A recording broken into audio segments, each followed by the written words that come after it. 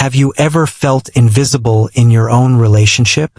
Like someone you trusted most measured your worth against a ghost from their past?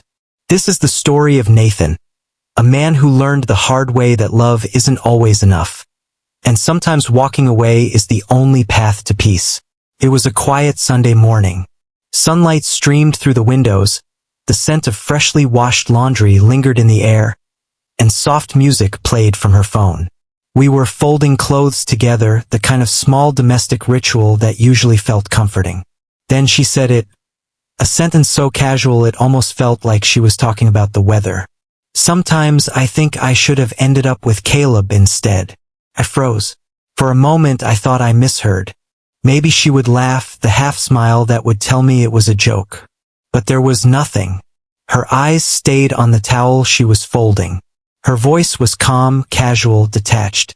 I just think maybe things would have been easier. Caleb. The name brought back memories I didn't want to relive. Her college love. The one who promised the world and never delivered. The one who left her for a job abroad, leaving her devastated in my arms.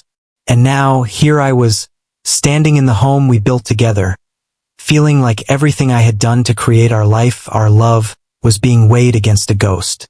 I didn't respond. I walked away. I needed space. She didn't follow. She didn't clarify. She didn't apologize. That silence cut deeper than any argument we had ever had. That night, I stayed on the couch. The distance between us felt wider than ever.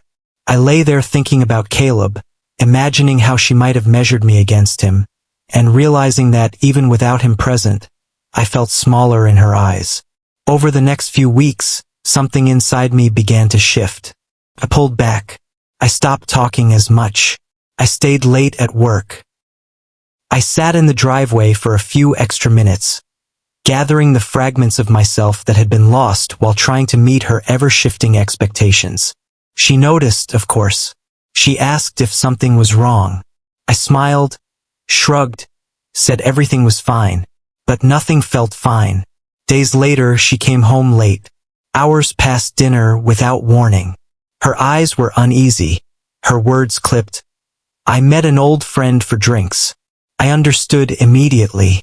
I quietly packed a small bag, not out of anger, but because I had nothing left to give. Maybe you need to figure out what you really want, I said. She seemed like she wanted to argue, to explain, but I didn't let her. For the first time in months, I slept somewhere else. And in that quiet, I felt something I hadn't in a long time. Freedom.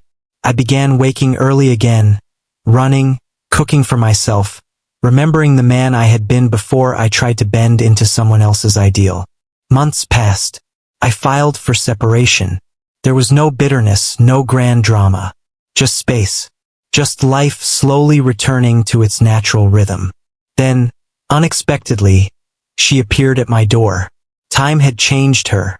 She looked older, tired, but there was clarity in her eyes. She spoke quickly, nervously, as though the words might slip away if she hesitated. I saw him again. Caleb. We didn't even speak, just passed each other. And I realized I was wrong. I listened, quiet, steady. I thought I wanted adventure, excitement, someone new. But what we had, it was real. You stayed. You showed up. And I broke that. For a moment, part of me wanted to respond, to fall back into old patterns, to hope her words could repair months of silence and distance. But I knew better. Life had taught me that understanding one's worth comes too late if you've already lived without it. I'm glad you understand now, I said calmly. But I'm not coming back. She sank to her knees at the doorstep, sobbing. I didn't slam the door. I closed it gently, deliberately. For the first time, I wasn't clinging to her approval, her affection, or her presence. I was choosing peace. In the days that followed, I felt a quiet clarity. I didn't hate her, nor did I long for what we had. I had discovered a profound truth. Love isn't about winning someone's validation. It's about surviving, reclaiming yourself, and moving forward, no matter who left or returned. I walked through my days lighter, freer, fully myself. I had learned to protect my heart, to honor my worth, and to live without depending on someone else's approval. And for the first time in years, I knew that I was finally at peace. Backhand index pointing right. Have you ever faced someone trying to come back into your life after leaving? Share your story in the comments below, and don't forget to like, subscribe, and turn on notifications for more stories of heartbreak, resilience, and self-discovery.